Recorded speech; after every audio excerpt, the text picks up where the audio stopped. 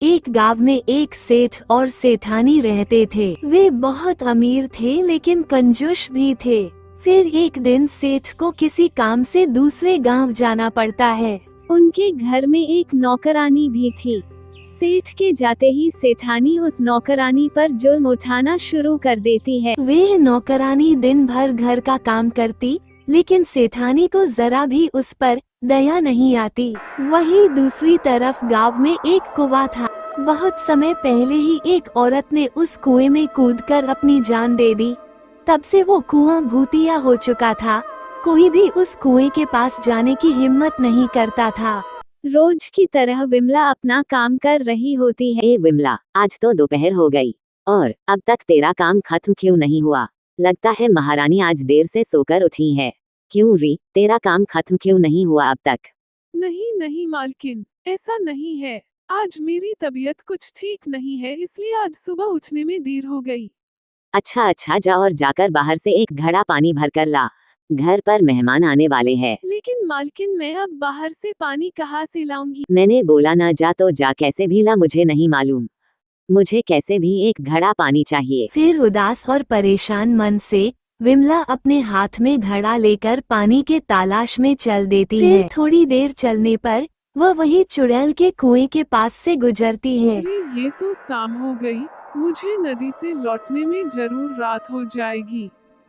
क्यों न इसी कुएं से पानी भर लूं? नहीं, गांव वाले तो कहते हैं ये भूतिया कुआं है, इस कुएं के अंदर चुड़ैल रहती है। अब क्या करूं? अगर नदी से पानी भरने जाऊंगी तो लौटते वक्त अंधेरा हो जाएगा। नहीं, इसी कुएं से भर लेती हूँ। जैसे ही विमला कुएं से पानी निकालने के लिए जाती है, तभी वहाँ एक चुड़ैल कुएं से बाहर आती है और विमला को मार देती है।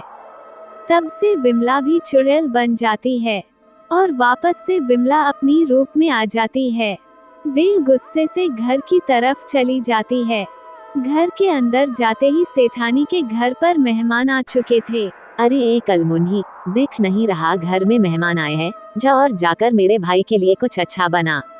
मैं खाना बनाऊं? मैं नहीं बनाऊंगी। अरे तेवर तो देखो इस महारानी के, मालकिन के सामने ऐसे बात करती है। अरे तू अब भी मुंह देख रही है? मैंने बोला ना, जा और जाकर खाना बना। तू खाना खाएगी? रुक तुझे अभी खाना खिलाती हूँ। ऐसा बोलकर विमला का भूत अपने असली रूप में आ जाती है और उसको देखकर सब भागने लगते हैं। भागते भागते वे उसी कुएं के पास पहुंच जाते हैं। अरे बहन, ये नौकरानी तो हमें मार डालेगी। तुमने तो फंसवा दिया, अब क्या होगा हमारा? अरे सब चलो, गांव वालों के पास कोई न कोई तो हमारी मदद करेगा। ऐसा बोलकर सब गांव के जमींदार के पास चले जाते हैं। गांव का जमींदार बहुत ही तेज था। वो जाकर एक तांत्रिक को बुलाता है और वे सब तांत्रिक के साथ चुड़ैल के पास जाते हैं। ओए चुड़ैल, छोड़ दे इसे। क्यों कर रही है ऐसे?